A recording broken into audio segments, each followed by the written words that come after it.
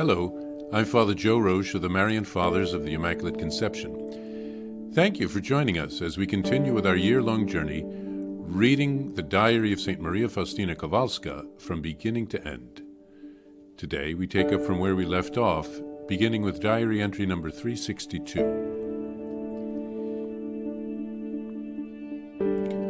One day, during the morning meditation, I heard this voice: I myself am your director. I was, I am, and I will be.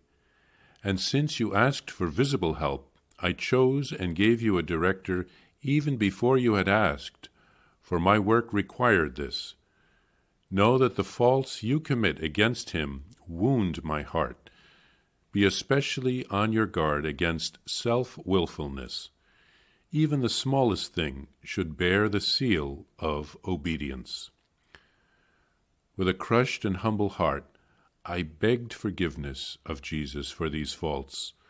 I also begged pardon of my spiritual director, and resolved to do nothing rather than to do many things wrongly. O good Jesus, thank you for the great grace of making known to me what I am of myself, misery and sin, and nothing more. I can do only one thing of myself, and that is to offend you, O my God, because misery can do no more of itself than offend you, O infinite goodness. Once I was asked to pray for a certain soul. I decided at once to make a novena to the merciful Lord, to which I added a mortification, namely, that I would wear chains on both legs throughout Holy Mass. I had been doing this already for 3 days when I went to confession and told my spiritual director that I had undertaken this mortification, presuming permission to do so. I had thought he would not object, but I heard the contrary. That is, that I should do nothing without permission. O my Jesus, so it was willfulness again. But my falls do not discourage me. I know very well that I am misery itself. It was because of the condition of my health that I did not receive this permission, and my spiritual director was surprised that I had been allowing myself greater mortifications without his permission. I asked pardon for my self-willfulness, or rather for having presumed permission, and I asked him to change this mortification for another one. My spiritual director replaced it with an interior mortification, namely, throughout Holy Mass, I was to meditate on why the Lord Jesus had submitted to being baptized. The meditation was no mortification for me, for thinking about God is a delight and not a mortification. But there was a mortification of the will, in that I was not doing simply what I like, but what I was told to do, and it is in this that interior mortification consists. When I left the confessional and started to recite my penance, I heard these words: I have granted the grace you asked for on behalf of that soul, but not because of the mortification you chose for yourself, but because of the act of complete obedience to my representative, did I grant grace to that soul for whom you interceded and begged mercy. Know that when you mortify your own self-will, then mine reigns within you. O my Jesus, be patient with me. I will be more careful in the future. I will rely not upon myself, but upon your grace and your very great goodness to miserable me. Saint Faustina had sometimes wondered why the Lord had not provided her with a spiritual director sooner, since she had to struggle through so many doubts with many confessors who couldn't understand what God was doing in her soul. In today's section, Jesus reassures her that he was and is and always will be her spiritual director.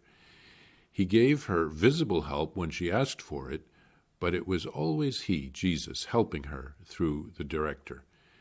She needed to learn to rely on Jesus.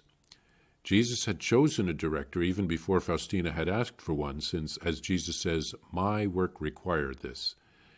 Jesus knew that Faustina would die at a young age. She was just 33 when she died, and someone would have to take up the work of spreading the message and devotion of the Divine Mercy after her death, that work would first fall to Blessed Michael Sopoćko, her spiritual director, who had been handpicked by Jesus.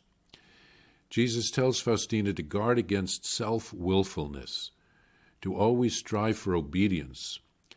Faustina is crushed when she is corrected, but she is grateful that Jesus did this for her. I'm reminded of the passage from Proverbs 3:12. For whom the Lord loves, he reproves, and he chastises the son he favors. It's also very close to the passage in the New Testament from the Gospel of John 15:2, when Jesus says that God prunes every branch that bears fruit so that it will bear more fruit. So the Lord, when he corrects us, is expressing his love for us. We're his children, his beloved children, and he wants us to grow and to mature and to become the people he wants us to be. But he knows that it will take some pruning, some training, some correction, and because he loves us, he does this. So St. Faustina had to learn not to take on mortifications without the prior approval of her spiritual director. The chains she talks about are a type of a wire mesh bracelet that she wore around her leg.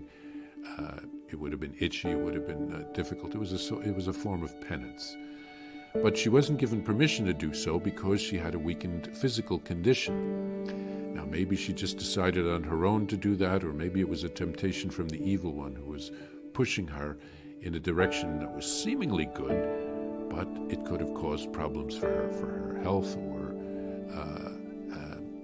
maybe spiritually. Because again, the Lord, she was a willful person. She knew what she wanted to do, and she wasn't afraid to take the reins herself. And so Jesus wanted her to learn to let go, to let Jesus be in charge, to always be open and obedient to her spiritual director and to Jesus himself. So Jesus blessed her efforts, but he blessed her because of her being obedient to her spiritual director, not because she had chosen some great mortifications herself. So let's also always strive to surrender to God and not try to impose our will on God.